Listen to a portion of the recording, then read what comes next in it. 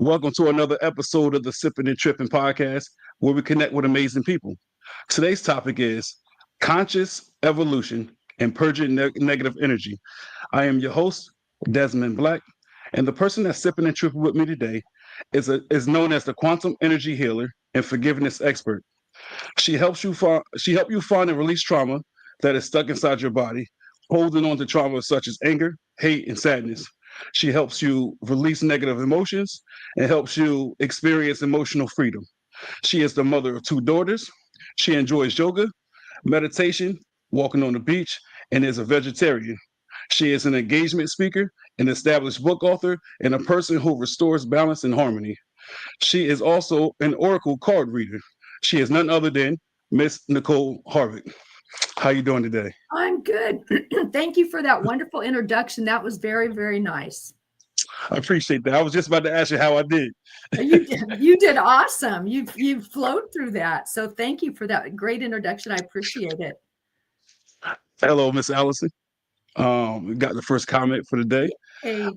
So on this platform, I like to conversate, educate, and entertain.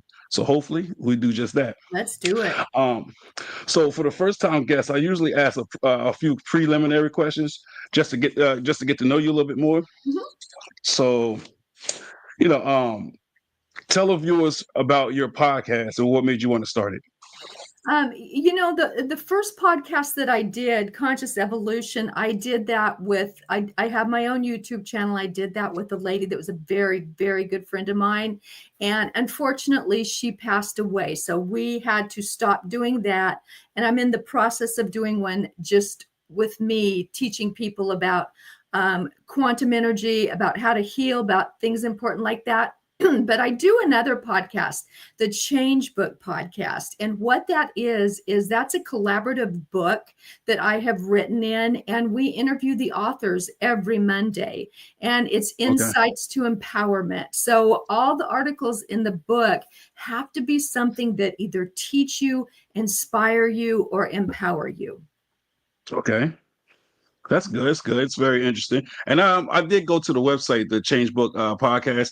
I still got to, go through it. I just wanted to make sure I had it saved so I can go back to it at a later date. And I was able to look at your YouTube. I seen you had a few videos on there. I watched the very first one this morning. I actually enjoyed it. It was a good conversation. So I have to watch part 2 and part 3 later today. Thank you so much for doing that. No problem. No problem. So where were you born and where did you grow up? I was born in California, and I lived there pretty much throughout, childhood through my adult life.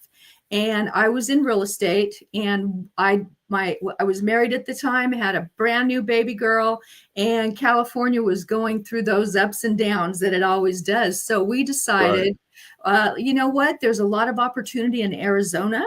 And so we loaded up a truck, threw my 3-month-old daughter and the front seat between us, and we headed out to Arizona, and we lived there for over 27 years. And I have to tell you, I'm in South Carolina now, but my heart belongs in Arizona. Now that's interesting you said that. So I've been to South Carolina a few times. Never lived in South Carolina, but I've been there a few times because I used to live in North Carolina. I've been to Phoenix, Arizona, and I've briefly been to Cali for a little bit. So it's definitely a different lifestyle, different culture from over there in down south. Now down south is much more slower, and it's a different vibe. Now when I went there, it took me a long time to adjust because I'm in New Jersey, and it's a faster life, right? The lifestyle is just different. Everything's moving, right? It's like the baby to New York, and then you go down south, it's just like the dress code, the speech pattern, everything is just much slower. But after a while, I did adjust, and then it was cool. But then I came back to New Jersey, and it's like I look back at North Carolina. I was like, yeah, I can't do that unless I'm old. Yeah, and it's just different. It is very different, and I will tell you, everybody is very kind here that I've met. But when you've lived in California, which is go rush, Arizona, very proactive, very, always on the cutting edge of something. And there's so many places, you talked about me being a vegetarian. Food choices are different in California and Arizona. Right. Here, That- if it's not fried, they're just like in shock that it's like, I can't eat this, you guys. So right. I'm struggling with things to eat here. I eat a lot of pasta. Yeah, and you get tired of that after a while. I know. I was a kitchen manager in a Italian restaurant for 2 years. And yeah, I got tired of eating. I used to DoorDash a lot, and the company was like, "Yo, the guests get to see you DoorDash, and they make it like you making it look like our food is not good." I'm like, "Nah, I'm just tired of it." Yeah, So I you get can that. only do it so many times a week, and then it's like, okay, I got to have something else. So yeah, so I do a lot of smoothies. Yeah, how you doing, Demarcus? You familiar with Demarcus, right, Mr. Brewster? Oh, I love him. Yes, I know this guy. I am his godmother. Oh, that's good. That's good. Oh, Oh, yes, I do. I love him. We chat all the time on Al. that's good. Yeah, like the Out app is good. Now, when Demarcus first told me about it, I was like, oh my God, not another app and not another. But I started using it and it's very good. I met you on there. I met a couple people and the networking is very good. It's very strong on it. So yeah. I've networked yesterday with a couple people that I'm gonna have on the podcast next week. So it's very good. It's very good. Congratulations. That's wonderful. Yeah, as soon as we get off here, I'm jumping on the Al app. Yeah, it's very good. I love it. I'm addicted because I love doing this. The podcast is good. It's therapeutic for me. So do you have any siblings? I have two brothers. I am the oldest. My middle brother lives up in Prescott, Arizona on about 10 acres where my daughter is actually living there in his guest house right now and taking care of the animals. And then my younger brother lives close to my dad, which is right by Charleston. I am in the Myrtle Beach area. Okay. I have to be around water. And when I got divorced and sold my house, I knew I could not afford California. There's no water in Arizona, so I chose South Carolina. Okay. I mean, it's not bad. You just how long have you been in South Carolina? You know what? I've been here 3 years, and Oh, it's it's probably one of the prettiest states I've ever seen. It really is gorgeous, and right. being by the ocean, you can't beat that. But it's just it hasn't embedded in my heart like I wanted it to. So my next I move, get it. probably Tennessee. See, everybody keep bringing up Tennessee, so it's crazy because I keep telling people like every year, me and the family, we chose to do 2 states a year, and for some reason, Tennessee is the one of the states I want to go to this year. And you're like the third person that mentioned Tennessee, so now I'm definitely going to do Tennessee. The You know what? second, go ahead. No coincidences, right? Right. So you been to Tennessee, or are you just curious? You know what? I've never been there, but my youngest daughter's 22. She's finishing up college, and she just got an internship with Big Machine Records, and Okay. it's in Nashville. And Okay. so she's going to be moving there, working there. And I told her, I said, I'm ready to move on. I've been here 3 years. My dad's not doing well. And I thought, once you move once, you're really not scared to move again.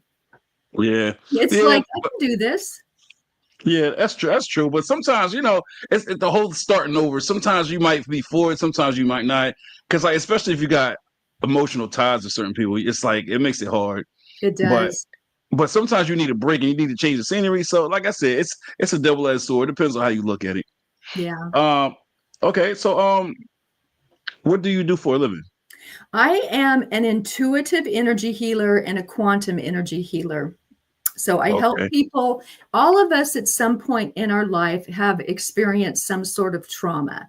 And that could Right. be as a child, that could be as an adult with a divorce, but it can also be passed down through generational lines. So Mm. sometimes we have things in there that our grandparents or our great grandparents held on to and passed it, through your mother to you, let's say. And that's what I Right. help you do, because if you keep trauma in your body, it's very dense, it's very dark, and it will cause dis-ease at some point.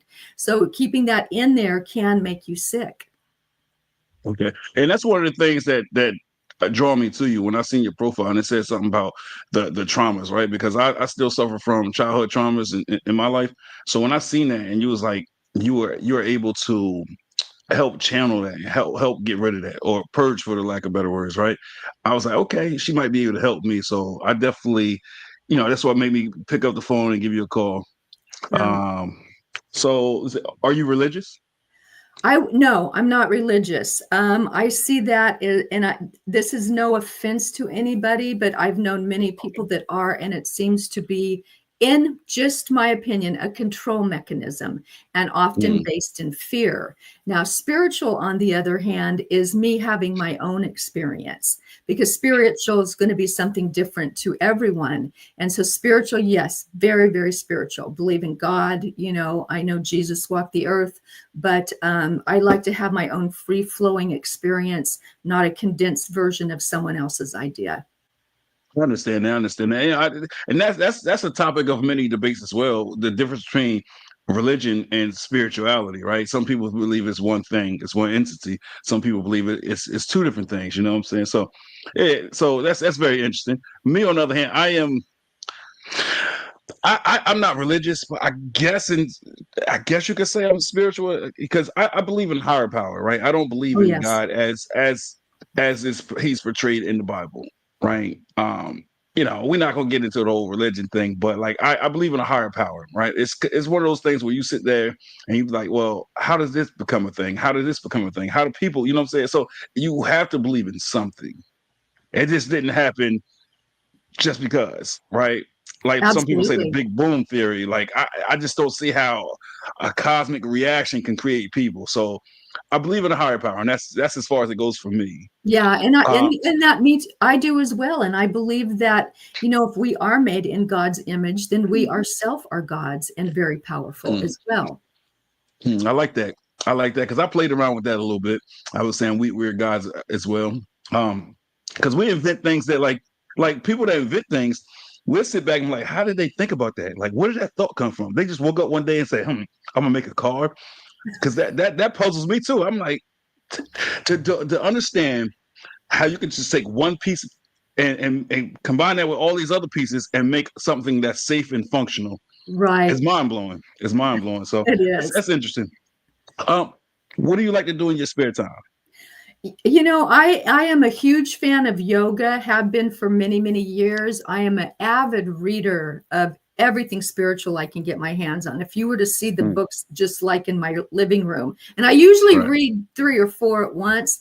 I luckily live across the street from the beach, so I like to, do my walks on the beach, because water is a conduit to many spiritual messages for me.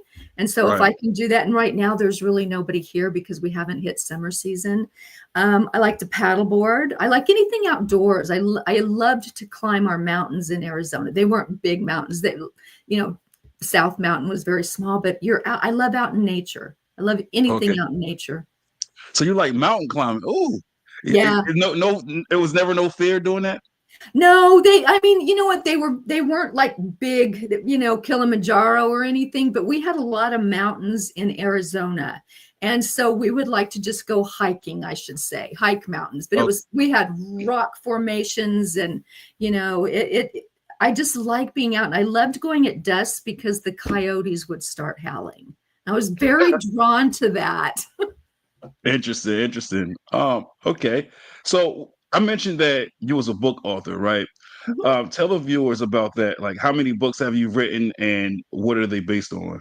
Oh goodness, I have written a couple, and they've all been collective so far. I'm working on my first one that's just about learning about your higher self. But one is called The Alchemy of Forgiveness.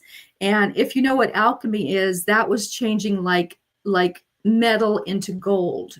It was something from like thousands of years ago. Alchemy was changing lesser metals into gold.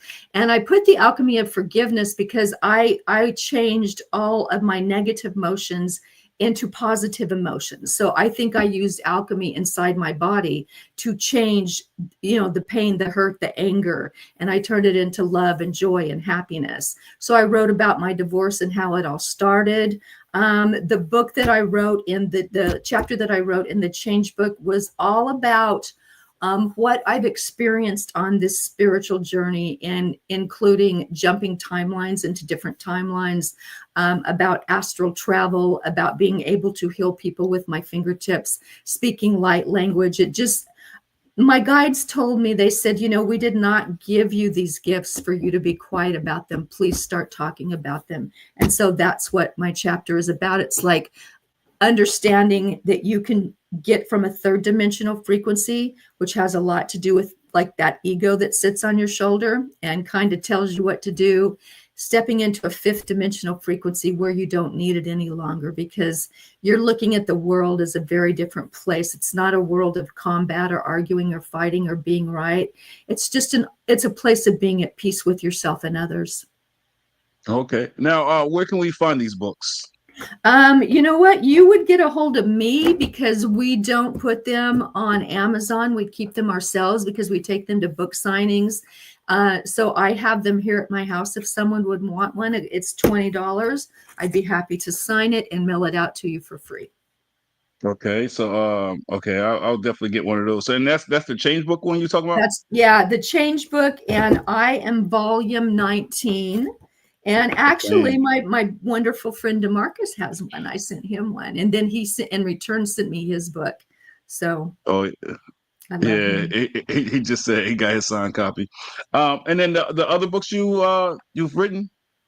I wrote one a long time ago, and it was about the boy on a swing, and it was about my daughter's journey, actually, of how she met a young boy who was handicapped, and she saw him on a playground and no one was playing with him. And she asked the duty there, why doesn't anyone play with that boy? She goes, oh, he's over there in those rooms, those rooms.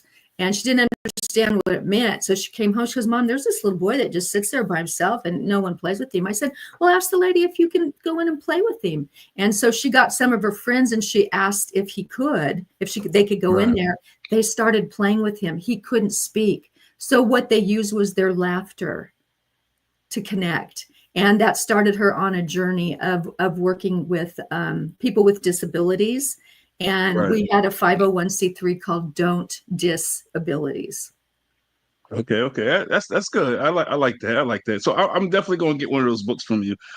So the book you was just talking about, is that available anywhere or no? That we did that so long ago. It might be available on Amazon. It's geared more towards children. So she used to go to classrooms around Arizona and read it to them and help them understand that no matter what handicaps you have, what color you are, who you are, how you speak, that we're all alike. We all want the same thing, and that's really just to be loved. That's good. That's good. All right. So I also mentioned that you were an engagement speaker, right? Tell us a little bit about that. Yeah, I've been able to speak, and what I talk about is I talk about forgiveness, and it's really interesting because, and it's women more than men for some reason. They really have a hang up about forgiving, because who I've talked to, it's always the man's fault. We'll just put it that way. Now, I thought that too at first, until I looked at the big picture and realized, well, there's two in a marriage. It's, and so I started realizing that I had to step up to my role of not being perfect. But people don't understand that forgiveness is for them. It's to release anything that they have, they're still holding inside of them, that was hurt or trauma caused by someone else. And what you're doing, I tell people, forgiveness is actually very selfish, because it is just for you. It's for you to release all those old angers, those old hates, let it go and free it up to put positive emotions into your body. And that's what I talk about. And I think until I die, that will be what I want people to understand. And you're right. It does take two. It always takes two. Mm-hmm. Yeah, like you said, oftentimes like the women always blame the men and men blame the women. So it's about accountability. So that we all just need to take accountability for our own actions. But that's one thing that it's difficult for a lot of people. Absolutely. And it just is what it is. None of us are perfect at all. And what I always tell people too, I don't miss my ex, but I also don't hate him. I won't allow hate in my space at all. And I send him love. And the reason that I do that is because anything you send out into the universe, and this is a universal law, will come back to you times 10. So I Mm, always send him love. But another reason is he was never really able to fully love himself. And mm, if you can't love yourself, you can never really love anyone else, maybe correctly, I want to say. And so I right, always, at night, I'm just like, I send you all the love you can take in. I just right. And that knowing that will come back. right. That goes back to what I often tell people too. Like a lot of people complain about a man or a woman not being able to love properly, right? And I was like, a lot of times it's because they wasn't loved properly growing up.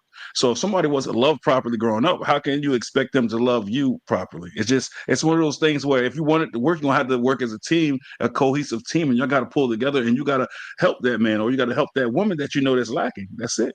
And You know, that's such a good point, because some of us, I always think of my childhood was pretty happy, but not everyone had a happy childhood or parents mm-mm, that loved them. And even me, until I really practiced forgiveness and understood it, I really didn't understand that I could love myself in a capacity that I do. I knew I loved my kids. I loved my dog, but it never dawned on me I could love myself. And when I did that, opened up that just expanded my right. world tremendously. Right, because everything starts with self. You got to love yourself before you can love anybody else. Right, and Absolutely. once you understand that, like you said, your world opens up. Right, because when you don't love yourself, it's almost like you're in purgatory. It's like you're in a cage, right? Like you're a prisoner. But once you start loving yourself and you're able to find that smile and that joy in life, your world just blossoms. It opens up, and you see things through a different lens. Oh, So so true. So yeah, true. And once you forgive yourself and you just, to me, I look at all the things that happen now and it's like it didn't happen to me, it happened for me because it made me mm, the person I am and allowed me to help others on this journey. And so to me it's like, I went through that for a reason and I'm happy I did. right. Yeah, that's another thing. A lot of people just need to embrace whether positive or negative, they got to embrace their traumas and everything. That's how you get past it, right? You got to embrace it because if it wasn't for those trials and tribulations in your life, who knows where you will be today, right? Those are the building blocks that made you who you are as a person, Brilliant. right? So, Yes. so And just ask yourself, what did I learn from it? Because everything that happens is a lesson if you look at it correctly. And I've had to learn a lot. I'll just tell you right now, I've yeah, learned a lot. right. Like because life is all about it's a learning curve, right? Like you live and you learn, you know. But yeah, so life is beautiful, man. You just got to see it for what it is. The more you sulk and you complain like, oh, this is where I want to be, or this is what I want in life, and I ain't get there yet. You can't do that because you're just hindering yourself, right? Like when one door closes, two other ones open, right? Like so, you just have to embrace life and live life to the fullest. You got to be carefree. You are Uh, spiritual. You are absolutely talking my language. Chef Dennis said you must release it, not embrace it. Nah, Oh, see, yes. I think you got to embrace it, right? And then, like, if it's traumas, you got to embrace it, and then you release it because once you embrace it, like you understand that those are the building blocks of of who you are, right? And then you can release the negative energy, right? That's how I see it. Yeah. And Um, I guess there's two ways to look at it like that is to me, I always want to know what I learned from it. I don't know if that would mean embracing it or not, but at right, least understanding it.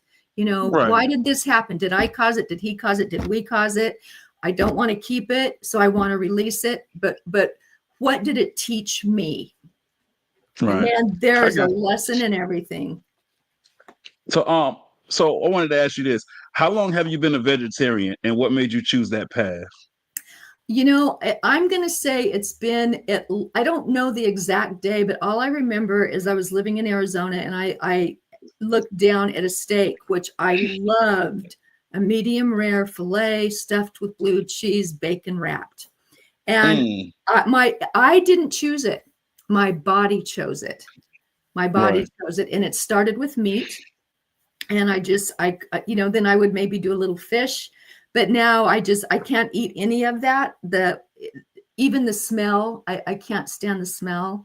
And eggs, I'll eat them if they're fresh out of a chicken, but I don't buy them from the store. But if I need protein, I'll do like beans, and then I have a morning drink called cachava, and I drink that every morning mixed with fruit, and that kind of replaces the protein that I lost. But it was not a choice. I listened to my body, and my body said no.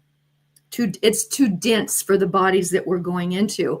And by that, we were in carbon-based bodies, very, very dense bodies. But we've had so many earth changes that our bodies are now crystalline, and it's too heavy for us for our intake, or for my intake. Oh, I understand that. I understand that. Yeah, because when I seen that on your profile, I was like, what made her do that? Because I couldn't imagine. I love meat too much. I did. I loved meat. I would slow cook ribs and pork roasts, and all of a sudden everybody's like, Mom, can we have meat? Yeah, I'll make it for you. But it was nothing that I chose. It was just my body was like, you can't, and I can't. I can't. Right. What was I about to say? I lost my train of thought for a minute. So that's what I was going to say. So lately I have been eating better, and honestly, I do feel a lot better. So now I'm a true believer in it's what you put in your body, it's what you consume, right? Because I have less ailments. I wake up and I feel more refreshed now that I eat better. Like I've always ate vegetables, but I eat a lot more vegetables now, and like I never was a snack person really. I don't do too much sweets, but I feel better. Like I recently stopped drinking, like I Me was. too. Like I don't consume like that, and the body just feels so much better. So it's cleaner, and just I use the bathroom less. Like everything's just great, and I love the feeling. So I like what I you can said see. about your body being cleaner too, taking care of it. And I look back at the things I ate. Taco Bell was a go through, but I was always on the run with my kids, to the next ball game, to the next school event. And my car would be littered with McDonald's and Taco Bell. And I'm like, oh my God, I was trying to kill my children. I just didn't know it. Interesting. I mean, I listen. Don't get me wrong. I still eat the fast food. I don't consume too much, Mm-hmm. and I do drink a lot more water now. Like I drink water by the gallons, right? Me I too. choose water. Like I don't. The only soda I drink is like ginger ale and Sprite. Other than that, I don't drink any sodas. But now I just drink a lot more water. Mhm. It's like when you urinate, if it ain't clear, then you need more water. So Right. I pay attention to that. So I let my body speak for itself. So And our bodies are brilliant. They're absolutely brilliant. If we just sit in silence and listen to them, or mm, even if you just hold something, like for instance, you want to eat something, hold it in your hand. If you lean towards it, that's a yes. If you lean back, your body's like, no. I got you. Kinesiology, it's just that simple. So what made you want to be a healer? I don't think I ever thought about wanting to be a healer. I think it was probably something I chose before I ever came to the earth, because I believe we write a script before we Mm, come. And I can remember like 15 years ago walking into a place in Arizona. It was like, how they have those weekends where spirit weekends, they have people reading cards and doing all these things, and I wanted to get some crystals, and I was looking at there, and the lady goes, oh, you're a healer, aren't you? mm, But then as I progressed on my journey, and when I got sick, I started taking all these classes, because my divorce about wrecked me. I mean, I was so sick. I was losing my hair, scratching my mm, skin. So I became a Reiki master. I practice tuning forks. I practice sound healing. I also have cellular memory, how to that's one of the things what made me understand trauma. And I just started doing all these things for myself, which helped a lot. But my hair was still falling out, and I was scratching my skin until I bled. And that's when I realized about forgiveness. But then it just kept morphing more and more and more into, my guides are like, you did this for a reason. We sent all this to you because you are a healer. And so it right. dawned on me. And it was hard to accept, because I just had never thought about that. But that Okay. truly is what calls my heart anything with healing. I mean, I'm like, I'm there. I got you. All right. So in this next segment, right, we're going to discuss more about the quantum energy healing. But before we break that definition down or what that truly is, let me ask you this: why is forgiveness so important? I think for everyone, forgiveness is so important because it releases you from the bondage of someone else's anger, Mm, animosity, or anything. Because that, if you're carrying a hurt from someone else, that's not about you, that's about them.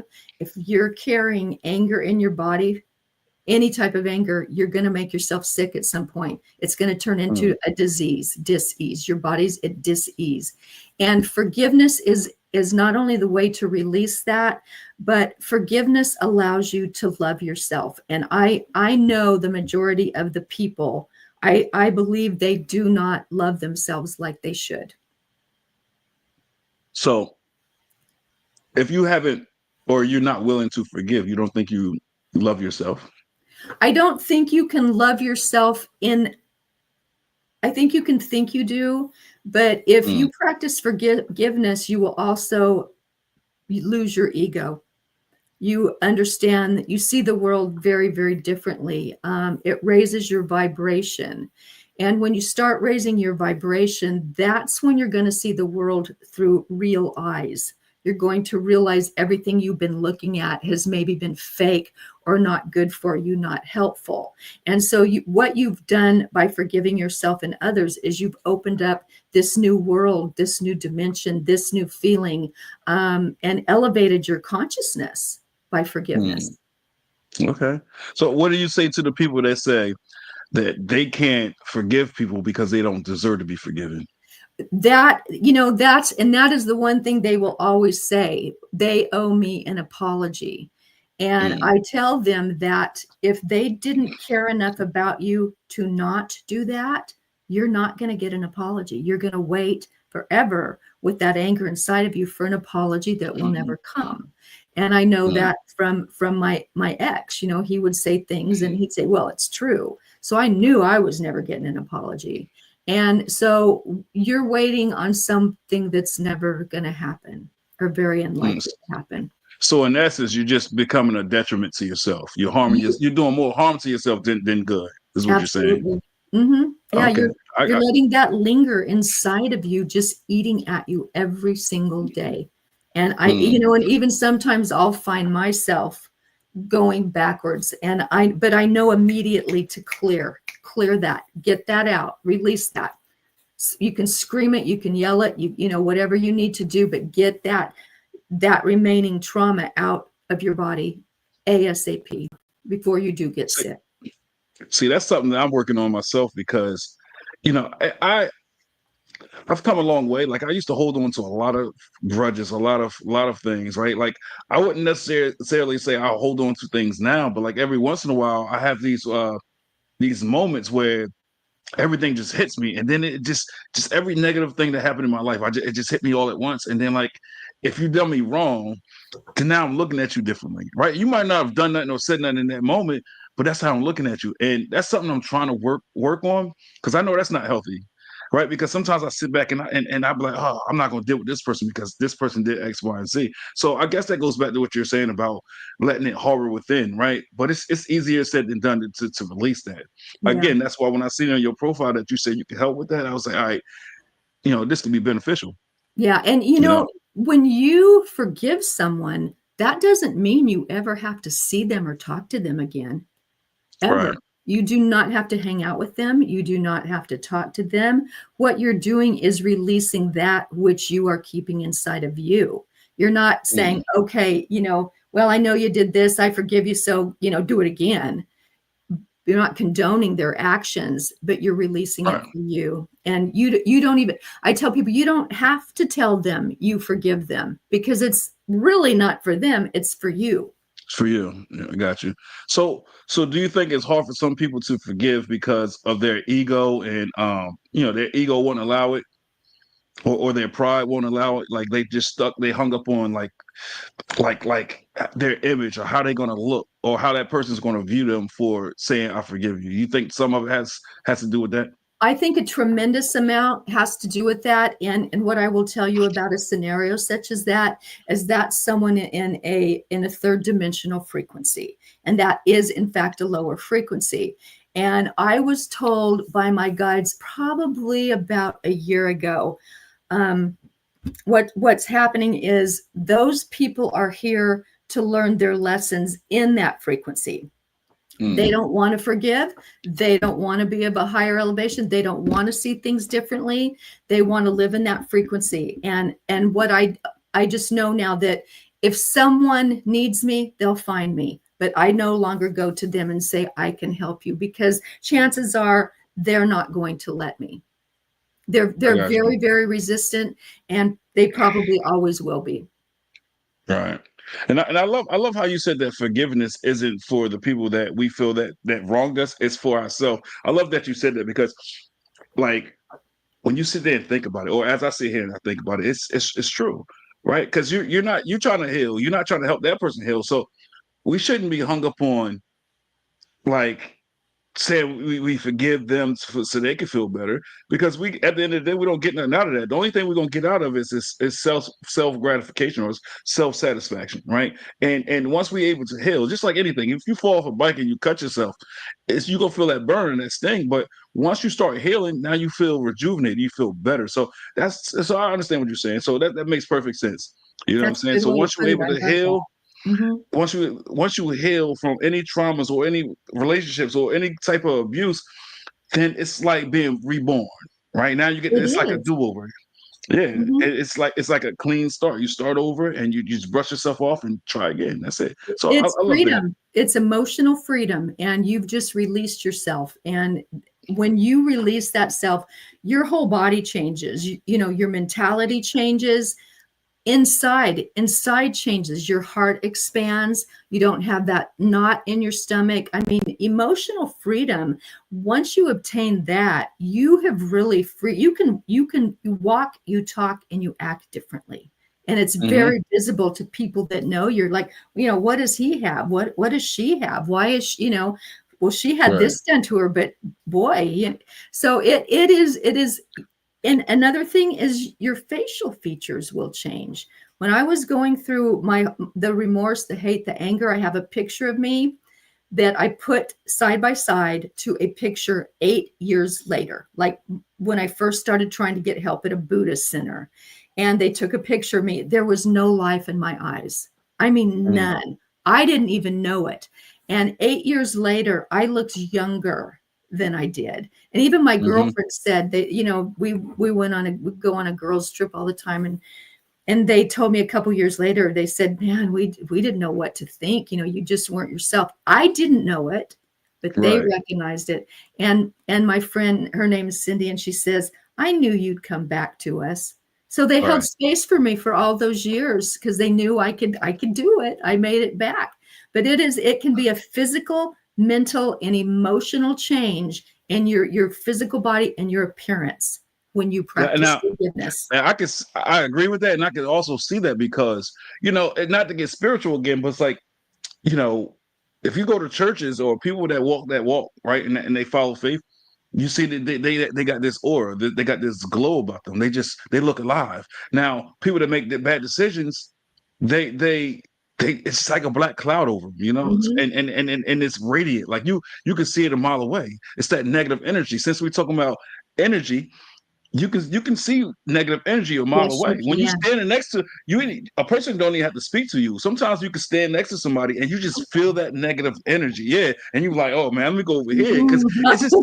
it's one of those things that like you just feel it. It's like it makes your hairs on your back or your arm stand up and you don't know why. And then you like, it must be this person standing next to me. And then It's you walk away and then your hairs go down and you feel better. So that's like demonic right there. Like that's bad. That's negativity. So I like to surround myself with positive people, positivity. I have no room for negativity at this stage of my life. good for You you. know? And that's so huge to be walking your path with that mentality. That is Mm. so huge. my ex was very negative, and it's unbearable. It's thick. You can't breathe when you're around them. It affects every part of your being when someone's negative. And the beautiful thing about raising your vibration and being in a fifth dimensional frequency is our vibration's so high. Those people don't want to be with us. They really don't come into our space anymore, because we're here, they're there, and that's not good or bad. They just don't feel us. They don't feel we're vibrating too high. They don't even see us. I tell people that, we're invisible to them. Right. Now, I heard you mention like the third dimension, and you just said the fifth dimension. Is that figure of speech, or is it really like levels of dimension? It's levels of dimensions for me. And I have been in the fifth dimension, I'm going to say, for a couple years. And that's when, like, my diet changed. I don't eat meat. I don't drink at all. And drinking is one of the worst things that will lower your vibration so low. And I will just tell you very quickly, the word alcohol is derived from an Arabic word called akul, AHKUHL, I believe. And what that stands for is flesh-eating spirit. Flesh-eating spirit. And so think about this. When you go out and you get drunk, and I'm just going to say, I've had a blackout. I've drank so much, you wake up and you're like, oh, where am I? But think of all the things you do when you're drinking. There's fights, there's arguments, there's just so many things. Well, guess what? Your physical spirit has left your body. It is gone, and something demonic has come in there. And that's why all those things happen with alcohol. So not only are you putting yourself in a position of such danger, but you're lowering your vibration so low. And so I can't even smell alcohol. I mean, I remember my very last drink, because I ordered it and it was a lemon drop with a sugared rim, and I smelled it and I'm like, I can't do it. I can't. Right. Do it. So before I lose focus here, when you said the fifth dimension, how would you categorize that? Like, what is the fifth dimension? Fifth dimension is a state of mind. And the state of mind is, well, it is a state of mind, but that's when we've pretty much learned to live without our ego. We don't want to argue. We don't want to fight. We understand that your opinion is just as important as me, and we don't feel the need to even explain ours or defend it, because you're entitled to yours. I'm entitled to mine. But also, for me, a fifth dimensional existence is I've learned to astral travel in this dimension. When I was in Arizona, I had a lot of timeline jumps. I would be driving down a street, and I would be like in a neighborhood I've never seen. So that is also quantum. But once I reached a higher frequency and dimension, that started happening to me. It still persists to this day. So it's a way of living where you want to live in peace with people. You respect them for who you are. You don't have to agree with them, but you don't have to argue with them. You don't want to go out on your days off and drink your weekend away. And if you understand wordology, weekend, it's not WEEK, it's WEAK. You've come to a weekend of your week, and so you're drinking. So there's a lot of little tricky things in our world that we're not even aware of. And so once you start understanding more things like that, you are able to step into a very peaceful existence in a fifth dimensional frequency. And it is a place. So Chef Dennis said that's why it's important to assemble ourselves around people of faith and like-minded people. So I love that. So now, as you broke down what you would classify as or how you would define what the fifth dimension is, I would like to say that I'm in the fifth dimension, but I'm not sure, because at this stage of my life, I do not like to argue. And I'm just more at peace with myself, and I just want positivity in my life. Now, when I feel myself about to argue, I'd rather just walk away. And the people that's around me that want to argue, I just got to leave. I got to leave the situation. I often tell people, like, if this is what we're going to do, I'm out. I can't do it. Right now, I do have moments of lapse where I do get mad, but it's short lived. I might yell, and then as soon as I recognize it, then I gotta diffuse the situation by just going somewhere else. Right. So it's a lot of times I might lock myself in a room and just me in it by myself. Yeah. Right. Because I'd rather do that than to exhaust all this negative energy because it's not healthy. When you yell, you get a Ooh, headache. And then you get a headache, and you're like, "Why I got a headache?" It's just because you're exerting all this negative energy instead of expounding. If I'm using that word right, instead of pushing it outward, you bringing it in, and then once you have a whole bunch of negative energy inside you, it's like a volcano. It's going to erupt at some point, and there's nothing positive going to come out of that. So at this stage of my life, I don't want none of that. And the people that know me, like when I go to work and all that, they just know me as a father figure, a good stand up guy that don't get in trouble, and that's how I want people. That's the image I want. I don't want people looking at me like, oh, he's a bunch of trouble. He's toxic. I don't want none of that. When somebody mention my name, I want them to look at me and say, oh, he's a positive person. He's a good man. That's what I want in my life. wow. I Now would say you are definitely in a higher dimension. You are in a much I higher dimension. I would say I the fifth. appreciate that. Yes, absolutely. I appreciate that. And I recently started telling people like about high functioning versus low functioning. I feel like I function at a high level, and Mhm. I don't exclude people that I don't feel like it's that function at a high level. But I'd rather be around somebody that's high functioning, right? It's sort of like a millionaire. A millionaire is not going to hang out with somebody that's making $30,000 a year because they can't relate to each other, right? So that's where it is for me. Like I feel like if you high functioning. Oh, now we can talk. We can coexist together, and that's what I like. I learned from my father like success and intelligence go a long way. My father he used to be able to get in any conversation and hold his own. And when I was a kid, when I was younger, I didn't want to hear that when he was telling me all these things. But as I got older, people, places, and things shape us to who we are, right? Like so, as I got older, I started to apply that to my life. You're never too old to learn. So I'm always picking up a book. I'm always trying to learn this. I'm always trying to study this because the more intelligent you are, the more power you have, Oh, and the more power you have, people look at that, and now they treat you up here. They treat you like somebody as opposed to nobody, right? mhm. I don't like mediocrity. I do not.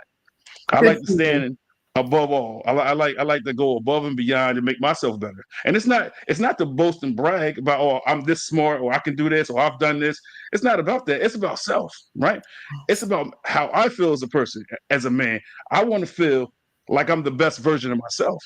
So Yeah, that's what that it comes down to. self-respect is so important. And look at what you're doing by bringing this podcast to life and helping people with their knowledge. So yes, Right. you are on a mission. You are on a I great appreciate you. mission. I appreciate you. And another thing I wanted to touch back on is when we was talking about like the negative energy and stuff, and you said like you can just see it. Like sometimes I don't, without saying that, I don't have to get mad. My mom or my kid's mom or family member, my brothers, they be like, "You got wrinkles in your face, right? So what's going on?" And these are things consciously I don't know about until somebody bring it to my attention. But like you can see it, and the more anger you have, the more frustration, the more sadness, the more grief, the more depression. It exudes from your pores, and people can Absolutely. see that. Like you were saying, like and then when I'm happy, people were like, "Oh, you got somebody pregnant or something?" Because you got this glow about you. And it's crazy. I look at You've people, got I a don't, halo. yeah, I don't see what they be seeing, but a lot of people are like, you got a glow. Like something happened in your life where it was good for you because I see that glow. So that glow, I don't know. I'm not there yet. I don't understand that part yet, but like that goes back to what you were saying. You can see it. You can see negative energy. You can see positive energy. A lot of times we'll tell people we're okay when we're not, and people can see it. Yeah, And and you can sometimes we might feel get it. You can feel yeah. negative energy is very dense. hmm You And can sometimes actually we get feel it all in annoyed the because body. we want them to think that everything is all right, and meanwhile we know that it's not, and we get annoyed when they're like, "Nah, you're not telling me the truth. Something ain't right." And I can't speak for you, but for me, I get annoyed because I really try my best to make them feel like everything is okay with me, and then I sit back, when I'm by myself, and I'm like, "Why didn't it work? Why wasn't I able to persuade them?" That's that negative energy. It's radiant. You can just pick up on it. Right, Yes, that's like you can't take the hotness from the sun. The sun is made to bring heat, so you absolutely. can't take the heat from the sun. So it's that's I like that. I do Um, too. So let me ask you this: since we were talking about forgiveness, right? What's the difference between forgiveness and suppression? Suppression is the inability to not be able to release anything and suppress it so far down deeply that it's in your subconscious. You don't even know you have it there, oftentimes. And that's where I come in and help you find something that's so buried in your subconscious that you might not even know it's there. Then once you bring that up to the surface, that's when you can forgive it. But as humans, we suppress so much, especially like they say a child up to age 7, because it could just be their parent yelling at them and it hurts so badly. They're so sensitive, they don't understand. They'll suppress that and push that so far down. The youngest age of someone I helped get rid of negative emotions happened when she was 18 months old. That's a baby. So what made me come to that question was this, because a lot of times people say I forgive you, right? And as you were saying earlier when I asked you about forgiveness, it's you say it's for self, right? When you forgive somebody, it's like releasing all that those toxins, and releasing that negative energy. And and you shouldn't, once you forgive, you shouldn't have to go back and just think about it anymore. But a lot of times people say they forgive somebody, but they really haven't. I think for them it's more so, let me just say it, because it feels like they feel obligated to do so, right? But I think they really suppressing everything, right? Let me just bury it and I ain't got to worry about it, right? So that's why I asked you what's the difference between that and forgiveness, because I feel like once you truly forgive somebody, it's over with. You should not go back to, you're gone, yeah. And it happened with my mother. She divorced my dad. And for years, she said, I forgive him, I forgive him, I forgive him. Well, guess what? She got breast cancer. And 3 days before she died, she looked at me and she says, she said, he slept with all my friends. So she had suppressed it. She had never released it ever. And she died from dis-ease. Interesting. So let me ask you this. How does one forgive someone when the pain and the trauma is just so embedded, it's deeply embedded inside them, right? Like if it's deep inside them, and like the pain and everything, the traumas, how can one truly forgive? You have to keep working on yourself. You truly do, because I've had some moments that I thought, I can't get over this. I cannot. And like my mother, she didn't get over it. She didn't truly forgive. But one of the things for me was understanding that what he did was not, he always tried to blame me. It was never about me. It was always about what was going on within him. So when you can release that part of it, that it wasn't necessarily what you did, it was about his perception of my world. I thought, well, he perceived me differently than I thought. I was, Right. And we never really talked about it. So you have to understand that whatever they did to you is not about you. It's about him or her.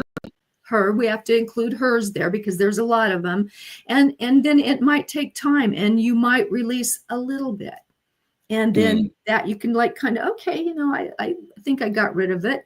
Then you'll be driving in a car and you'll get so pissed. You'll start, that blah, blah, blah. And I'm like, okay, I thought that was gone, but it's back. So then you find that moment that happened and you let go of that. So it's a process. I'm not saying one and done. I'm saying it's a process, and you have to work. You have to, right. You have to work on yourself all the time. I work on myself every day, even if it's just 15 minutes of meditation for my quiet time. But, for some reason, because I live 2 hours from my dad, and when I take that 2-hour drive, things will always come up because I'm in my silence. I'm just me. And if something will come up, man, I will release it on the road and send it right into the South Carolina ethers because I'm not dealing with it anymore. Right. I like that. So let me ask you this: how do I overcome anger? You have to kind of look at it as, why am I angry? What's causing my anger? Why is it affecting me? Am I mad at myself? Am I mad at that person? And a lot of times anger is just fear. Is there something you Mm, fear, so you've turned it into anger? And fear is false evidence appearing real, they say. Fear is just not enough information. So mm, what you have to kind of determine what you're angry about, and you have to dissect it just like you would anything else, and get inside of yourself. And you always have to be truthful with yourself, because I'll be honest, there's times I've lied to myself and said I don't really care about that, or that, but I did. And I was angry. I was really angry at myself. And mm. that's what I had to continue to let go. I had to I let got you. go, of what I did, forgive myself for not speaking up for myself, for instance. And just, and you know what? I've learned that we will be healing ourselves until the day we die. Got you. So it's funny you say that because I think that the core component of anger is frustration, right? So Mhm. if we can tie frustration and anger together, right? Do you think that it comes from a lack of communication? That could be one of the big problems. Yes. You So know, I ask that because a lot of times, like if I use myself as an example, sometimes I get so frustrated that I can't um, articulate what I want to properly or in the way that I want to. And then it becomes anger because I'm so frustrated. Or say if you trying to let's say a relationship and you're trying your best to make the best of the situation, but your partner is not seeing things your way. Now you're getting frustrated because you don't want any problems. You want to argue. You don't want that negative energy, and you're trying to bring them aboard, but they not seeing your vision, right? So now you get frustrated to the point now you doing this with your hands. You're getting angry, and then you feel like some steam gonna come out your ears, right? So that's why I said, do you think a lot of anger do you think that anger comes from frustration, and do you think frustration comes from a lack of communication? I think it very well could, because we want someone to understand our viewpoint, but there just comes a time when no matter what we think or feel, it's not going to be projected to them. They can't understand it because their perception is different.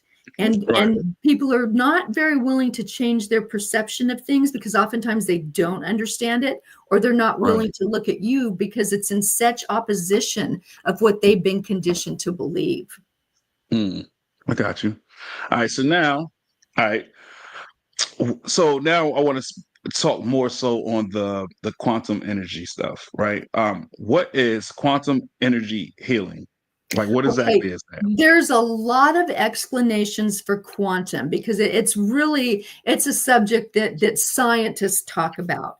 When I say I'm a quantum healer, what I mean by that is I can take you back to the past, we can be in the present, or I can take you into a future of what you desire. Most of the time, I'm taking you back into the past when that trauma occurred. So that's Mm, how I talk about quantum: past, present, and future. okay. All right. Like I said, that's very interesting. All right. So tell me a little bit about your healing sessions, right? And also, how do I know it'll work for me? we it can work for anybody if they're receptive to it. If you've decided before you've come into my session that what I'm talking about is nonsense, or I could never do that, if you get it in your mind that you're not going to heal, no matter what I do, you are not, because you determine your fate. And Okay. so you're going to fight it all the way. So for someone like that just, for instance, would want to prove me wrong, you're going to be able to, because you're going to fight against everything that I'm trying to help you with. Right. But the main thing is I use light hypnosis, and I use Mm, light meditation, and they're kind of interchangeable. The big difference with hypnosis is you're kind of taking my suggestions. And what I did the other night with a client, he has cancer, and I was talking him through some things, but I insert the word, and he didn't even know I was doing it, but I kept inserting the word, "You're healing." And it would just be in a regular conversation: "You're healing. How are you today? You're healing." And they don't really, but their subconscious does. mm, So that would be how we start. And you have to be in a very relaxed state. You have to know, like, and trust me. First of all, I get to know you. We have a conversation. I tell you about past things that people I've worked with, ways that I've helped people. And then we go on to just get you in kind of a light hypnosis. What I want to do is I want to go into your subconscious and see what's living there, because that's where most trauma lives. Now, sometimes we'll feel something in our gut and we'll be like, okay, it'll pop up just out of nowhere.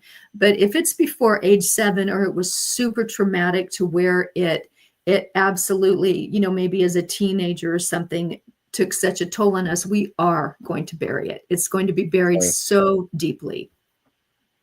Right. I got you. Yeah. So all right. So that was another thing, because you mentioned like the like hypnosis. So it's sort of like to being hypnotized, right? You ain't so much in a relaxed state, is what you're saying. Mm-hmm. Okay. Yeah. Okay. Yeah. And you And might have some told me this people are already. Some Go ahead. people are afraid of hypnosis, but this isn't the stage hypnosis. And I always tell people, you will never do anything in hypnosis that you wouldn't do normally. Now, the stage hypnosis, those people know who to look for, that like to get up Right. there and act like a chicken because they like the attention. Right. Okay. And you might have answered this already, but how long have you been healing? It's been over 10 years now. And, it's been really fun because each time I do something, each time I work on someone, I learn something. I learn Right. something, every time. So it's been over 10 years now. Okay. That's interesting. That's time in right there. That's an investment. So is quantum energy energy healing, is that more of a mindset, or is it like, I don't want to say like a real thing, but it's like, if is it a thing, or is it more of a mindset? I think it's a little bit of both, because you have to have a positive mindset to be receptive to this. But Right. your trauma does live in your body. Right. There is trauma in there, so we'd have to go in and find it. But in pulling it out and releasing it, whether that be by hitting a pillow, screaming, pulling someone on the stage that did you wrong and forgive you. There's all kinds of methods that I use to do this, but you've got to physically get it out of your body. You can't. Mm. It's good to talk to a psychologist, psychiatrist, because you could always it brings it to the surface, so you know what you want to work on. But they don't Mm. take you the whole way to where you physically purge it. And I've actually had people throw up when they're purging this dark entity, whatever you want to call it, this trauma that's been placed in there from something that's happened to them. There's many different ways it comes out of the body. Okay. So you think it's in the body and not in the mind? No, it's definitely in the body. That's why we Mm. get sick. Our body is not made to get sick at all. We should never be sick. So when that trauma hits you, it's not in your mind. It is in your body. Mm. Interesting, because I would imagine that it'll lie dormant in your mind, right? Because without the brain, like your brain is the what makes your body function, right? Like, Your brain's your computer. yes. Your So that's brain is, why, for me, that's what I would thought. You but think know. of how many times your brain tricks you. It Right. makes you like, that's that devil angel type thing. Your brain's whispering to you. And I'm going to give you something my guides told me probably 5 or 6 years ago. In the human body, it's really two separate entities, if you will. The Okay. brain and the body go together. Okay. So your brain Mm. keeps track of where you need to be the next day. You can remember what to do, pick up your kids, but your soul and your mind are connected. Now, the soul is what comes into the body when you take your first breath of life, but your Right. mind connects to the greater consciousness of the universe. Mm. I got you. So what is the quantum healing technique? Because as I was doing a little research, I know that's one of the things that I've seen a lot. They was talking about a healing technique. So what is that? You know what? Mine is different every time, but what I do for people, and I will be very honest with you, I don't script anything. I tell people I can't script, because when I work on someone, I'm given downloads. I'm given what's wrong. I'm intuitive. So a lot of times I know what happened, when it happened, where it happened. I'll give you an example. A lady had some sexual trauma when she was like 13. Her brother had Right. taken her to a party, and she was in a towel. He made her get out of the shower, and they went to the party. And some boys found out, and they went in there and abused her. And of all things to say while I'm sitting there, I said, your towel was orange, because I could see the orange towel. And afterwards, she told me, she says, oh my God, I've always hated the color orange and I never knew why. Well, that was a trauma that stuck with her. That towel was orange. They tore it off her. But I'm given these messages as I work on you, and they're specifically for you. So there's not two healings that are ever the same, because I'm always working through different capacities with you. And, they'll tell me a time, a date, a range. It can be from a past life. And I have to go by what I'm given and what I'm guided to do at that moment of that now. So that just reminded me of something too. So I've mentioned it in your intro that you also Oracle card reader, right? Mm-hmm. So are the two, do the two go hand in hand, or is it two different things? They can go hand in hand, because I'm getting the information from a much higher source than me. I'm intuitive, and I don't really, like I have my cards here, and they always have a little book that explains the cards. But I like to read the actual card and pick up from it what my guides are telling me. What colors did you get? What do you see in the background? What does that mean for that person? So I give them a reading based on what I'm seeing for them in that card.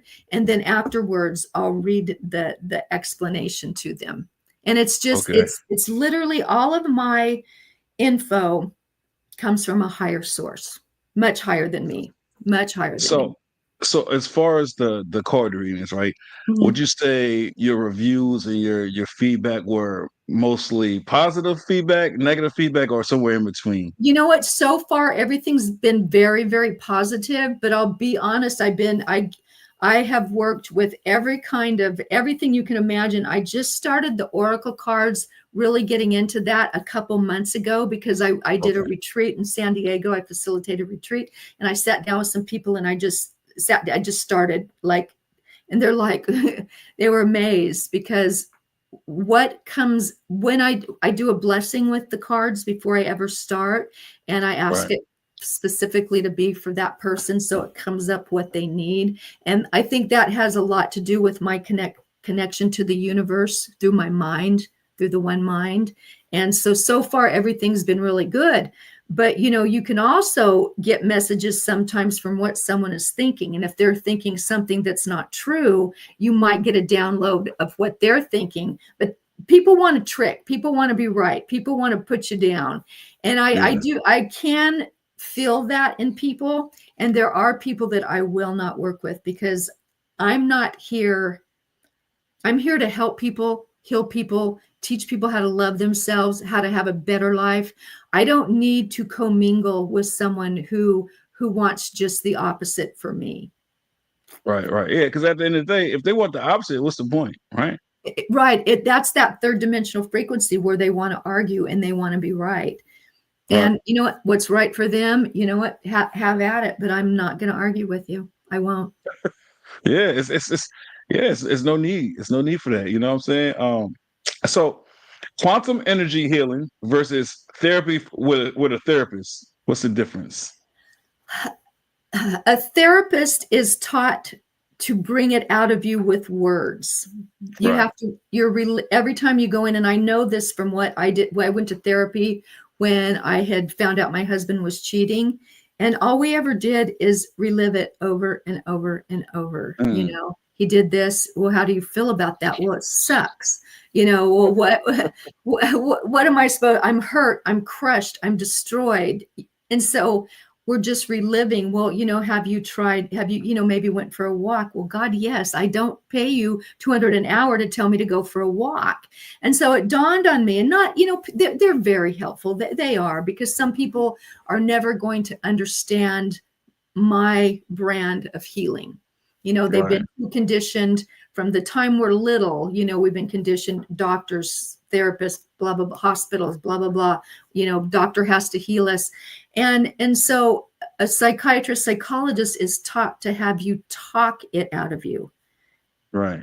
I don't believe you can bring it up and you can remember it, and you can say, okay, well, maybe if I tried this, or exercise, or this or that, but that hurt is still in you, because it's not going to come out with just your words of you reliving what happened.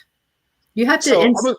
Go ahead. No, you go ahead. Go No, ahead. I was Go. I'm just going sorry. to say, I sometimes when we're doing it, the people have to get, they've talked so much and try to be logical. It's like they have to get pissed about it. And they have to, go into the depths of their soul and bring that stuff up and don't Right. accept that, oh, well, I've gotten over it because, I exercise now. No, it doesn't work like that. It just doesn't. Right. Well, everybody's different, right? So what I wanted to say was, in therapy, because I just had my therapy session this morning, right? Well, not this morning, it was like at noon. But this is the thing, a lot of times, yes, a therapist will have you reliving it, right? Because when we was talking about earlier about healing, right, and forgiveness, you have, so it's not so much about reliving it.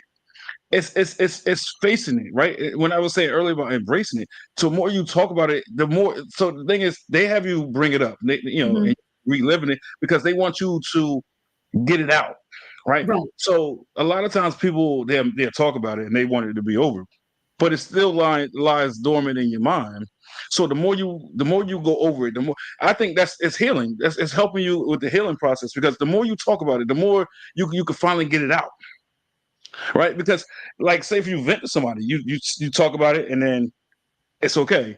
A week later, you're still thinking about it. So the more you go over it, you get tired of going over it. You get tired of hearing about it. You get tired of talking about it to the point where eventually it's going to leave you. Right? Right. It's like if two people have an argument, and then one person decided not going to argue no more, and they just sit there and says, and this look, and this, the other person they're not going to argue by themselves. They're going to stop.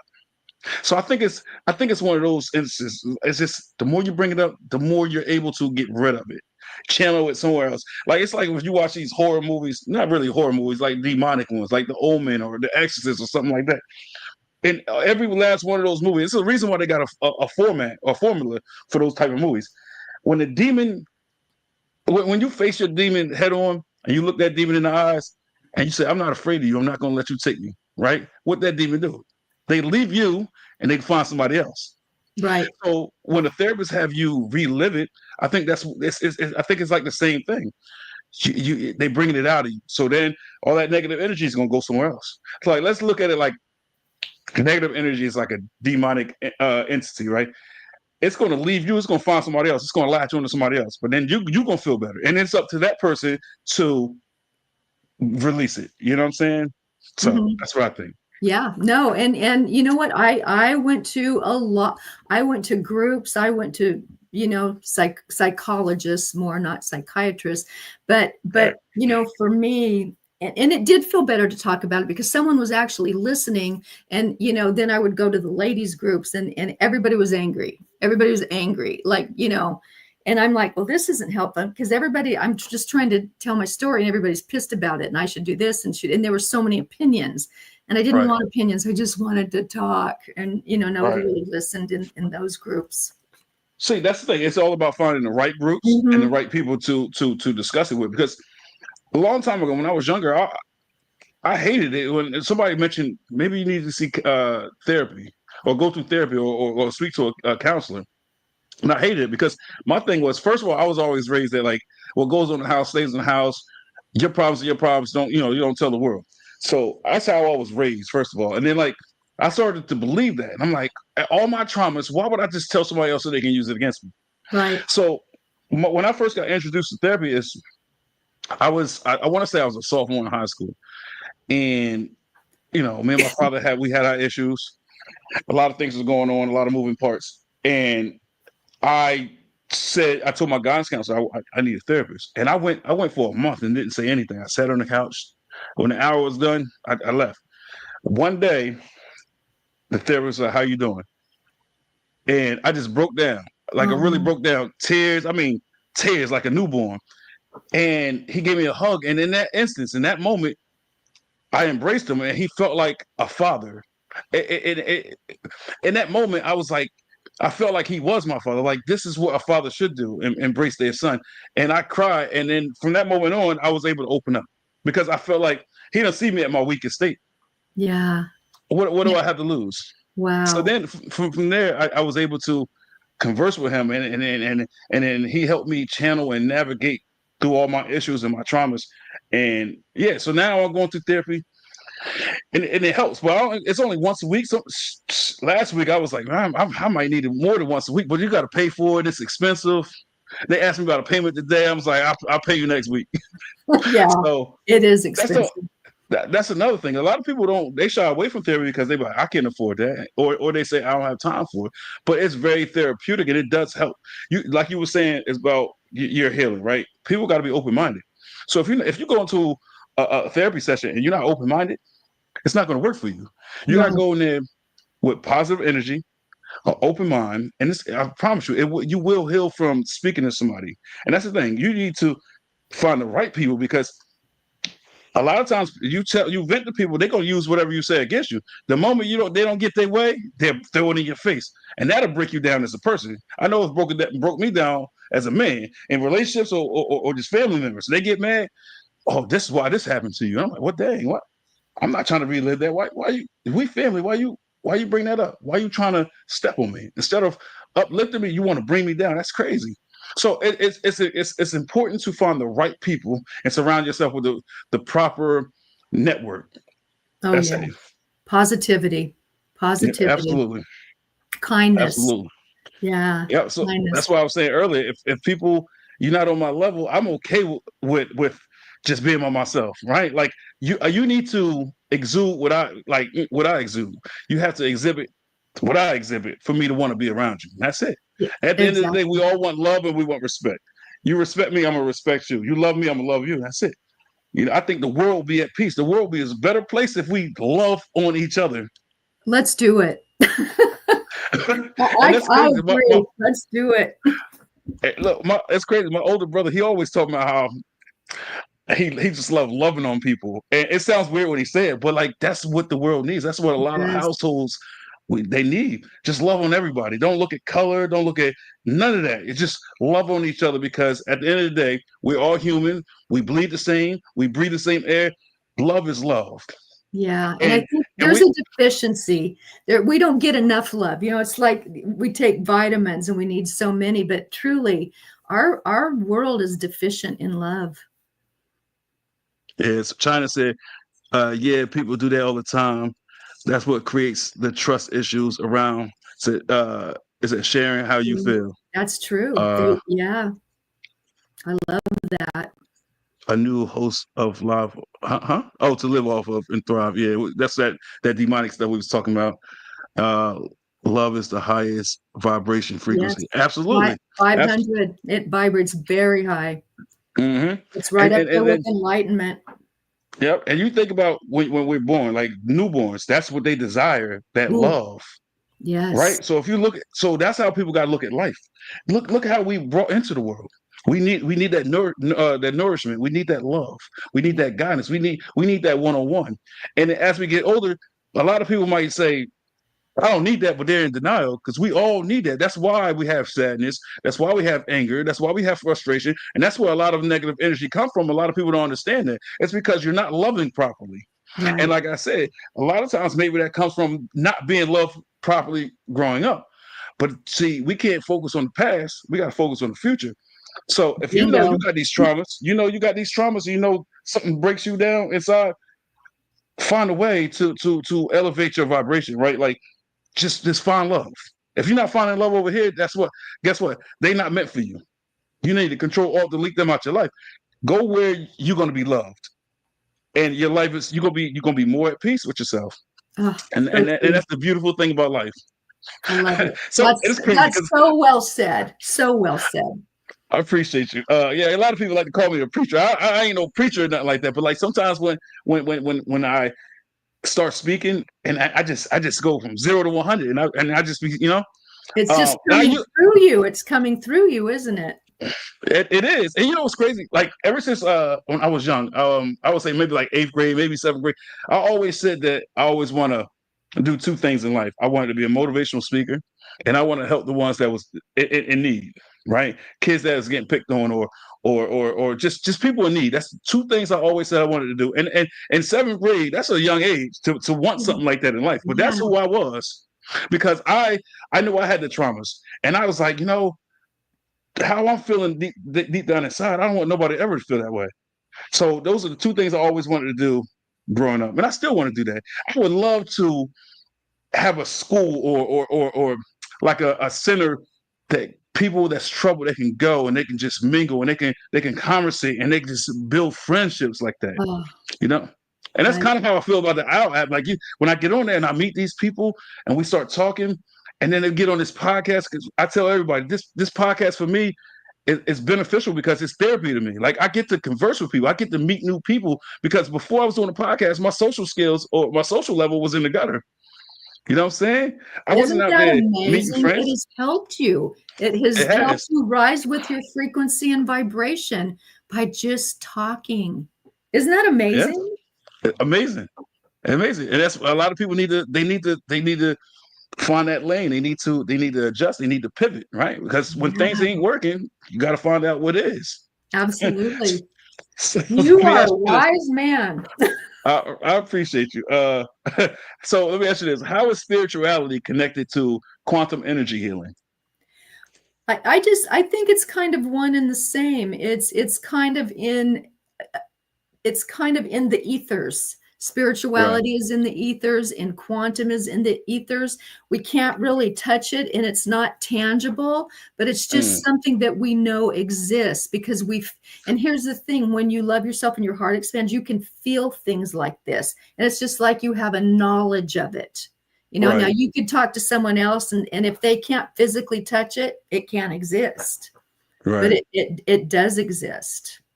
You So know. yeah, so I can kind of see where it relates. That's why I wanted your perspective on it because you know how we talk about God, we talk about Jesus, right? We talk about spirituality, we talk about religion, right? It's like we can't see God or Jesus, we can't see him, but people feel like he's there. And if you don't believe in God or Jesus and you believe in a higher power, well, to me that's one and the same tomatoes, right? Yeah. So it's that being that you can't see. So when we talk about energy, we can't see energy. When you break down the definition of quantum, that's like molecules. It's like the atoms. It's like the particles that you can't see with the naked eye. So it's sort of the same thing with God, because like they say, God is just energy. God is a spirit. We can't see a Mhm. spirit. So to me, quantum, God, Jesus, goes hand in hand. So that's why I wanted your perspective on that, like how they Yeah, and connected. that's where faith comes in. You Right, you just know something exists. You can feel right. it. Right. Yeah. So when I said earlier that like I could feel negative energy sometimes, and hey, who's to say that's not God? Yeah. It might be that godly being. I don't know. Because lately I've considered going to church, but like I don't want to do it and not be fully invested. But sometimes when I'm going through stuff, I uh, appreciate you, Ashley. Um, Sometimes when I'm going through things and I sit back and I say, well, I've been doing things my way for 39 years. And it's still something that's missing. It's something that's not going the way it should. So sometimes I sit back and I say, well, maybe I should give it a try. Maybe I should cross over to this religion, this faith thing. Maybe I should try going to church. Because who knows? What's the worst that can happen? I cannot like it and say, well, I'm not going to do Yeah. it no more. Yeah. That's the worst that can happen. The best thing is I could be I could be better, right? I can like feel better spiritually. I can feel better about myself. I will be able to forgive a lot more easier. I should be able to be happier. So like, I mean, I don't see no harm in trying it. I just got to find the time. Yeah, absolutely not. And what's going to happen is you're going to gauge you while you're there. Does it feel Right. good? Does it work? Do I feel comfortable here? What did I learn? How do I Right. feel? And that's why we don't judge anybody, because each individual has their own feelings, their own thoughts, and we can never truly understand how another person feels. And if Mm. it works for you, that's all I need to hear. Right. And like I said, now it's negativity and it's bad people no matter where you go, right? So in the church, it's gonna be negative people, it's gonna be fake people, but you can't go somewhere thinking that, oh, I'm not gonna go because these people are negative, right? You gotta it is life is what you make it, right? So going to church and you want it to be positive or you looking for positivity, you're gonna find it. So I Absolutely. might even go this Sunday. I don't know. I gotta find one.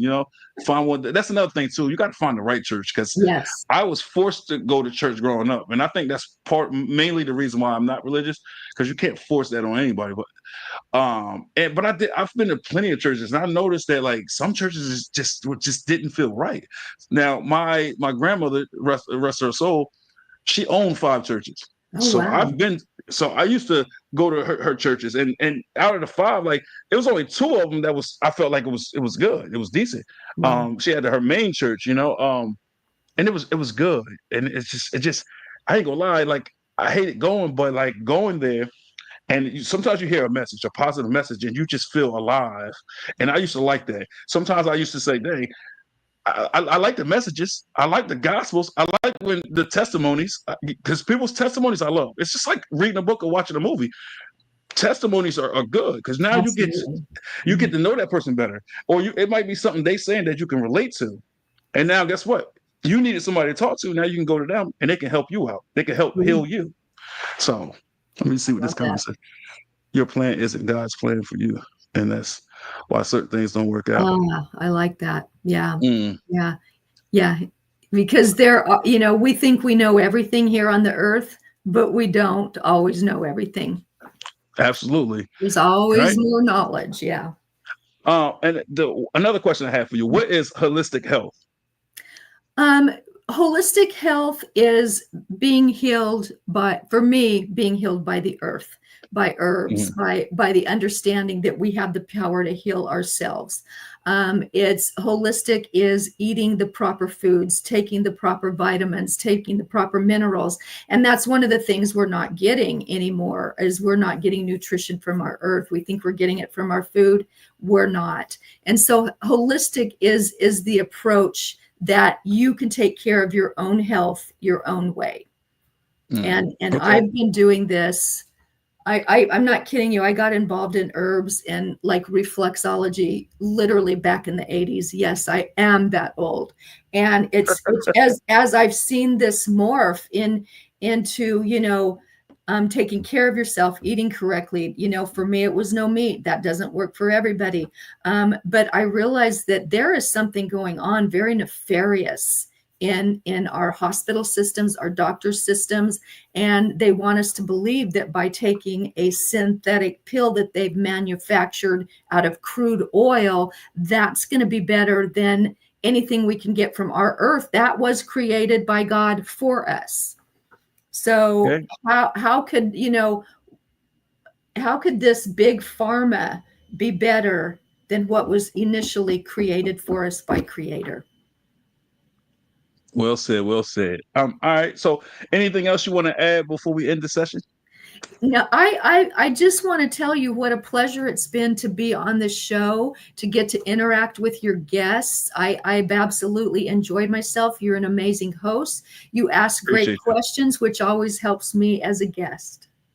Appreciate you. Appreciate you. And listen, like always, like you're more than welcome to come on anytime. Just let me know, or if I have a topic I feel like it'd be suited for you, I'll definitely reach out. Absolutely. Like you said, it's definitely been a pleasure to have you on today.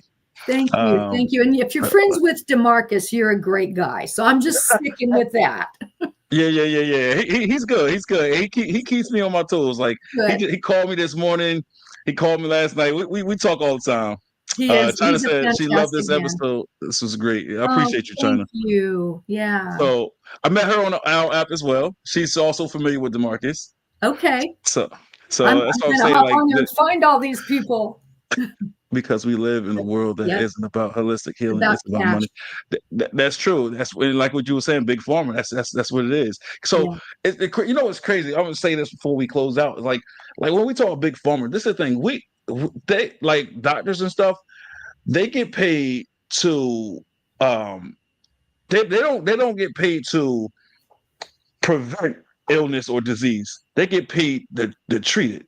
To treat Right. it. And if you break that down, you sit back and reflect on that for a minute. It's like they can prevent it, right? They got the tools to prevent a lot of things from happening, but they won't have no job. So Oh, they will exactly. allow all this stuff to happen to you, and then they bill you $100,000. They getting paid trillions of dollars, these doctors and stuff, and these big pharma and these you know what I'm saying, these uh companies. Oh, And yes. it's sick, it's sickening, right? Because it's already bad enough that the world is not designed for us to succeed. Like it's rough on a couple. Can you imagine like just a single person trying to survive in this world? No, Like no. the paychecks, the salary is not there. It's just not there. Right. That's right. And a sick society, you can control a sick society better than you can control a healthy, robust one. And if you can Hmm. keep your people sick, you not only can control them, you can make money off them. And I'll leave it with this, is that cancer, which we've been throwing money at for how many years, Mm. something's not working. And, I started doing my due diligence, and chemo is a mustard gas from World War II that they use to kill the enemy. So why are they saying that's the only thing that will cure cancer? Excuse Yeah, me. And it doesn't. hmm Gives you a it's crazy. reprieve, tears down your immune system, and when it comes back, you can't fight it off. It sickens me. Yeah. I like the way you think, man, because that's exactly how it is. It's crazy. The world will be a better place. And the crazy thing, when we had like the pandemic, when it was about COVID, it's this the thing. The government, it's a lot of things they can prevent. It's a lot of things they knowledgeable about, but it's all about that almighty dollar for them. It's, you know what I'm Yep. saying? It's capital gain. And if they don't see a value in it, right? If they don't see money in it or an investment, then they'll let things happen so they can capitalize on it later. If you Yeah. think about it, when the COVID, everybody was buying water, they was buying toilet paper, like Downey, all them places, they was making a fortune. Oh, Now if you look absolutely. at now if you look at it, like all these restaurants and all these jobs are shutting down. Like they have a cure. They They want just to want to keep us keep sick. us. That's That's absolutely true. right. That's true. Absolutely true. And if you want to know anything that's going on, watch The Simpsons. It'll tell you this everything you need to know. the Simpsons, absolutely. Oh, Ashley's on the roll right now. yeah, but she's right. She's The government, absolutely right. She is spot on in every comment. 100%. But all right, so that's going to conclude today's episode. We hope everybody enjoyed it. Make sure you tune in. I have another episode tomorrow, so make sure you tune into that, and another one on Saturday, and I have one on Sunday, and then I have to plan some for next week. But yeah, don't forget to like, share, comment, and subscribe. I appreciate everybody that's tuning in, whether live or the replay, and I appreciate you, Nicole, and we'll stay in touch. Sounds All good. right, Thank you so much. are you up?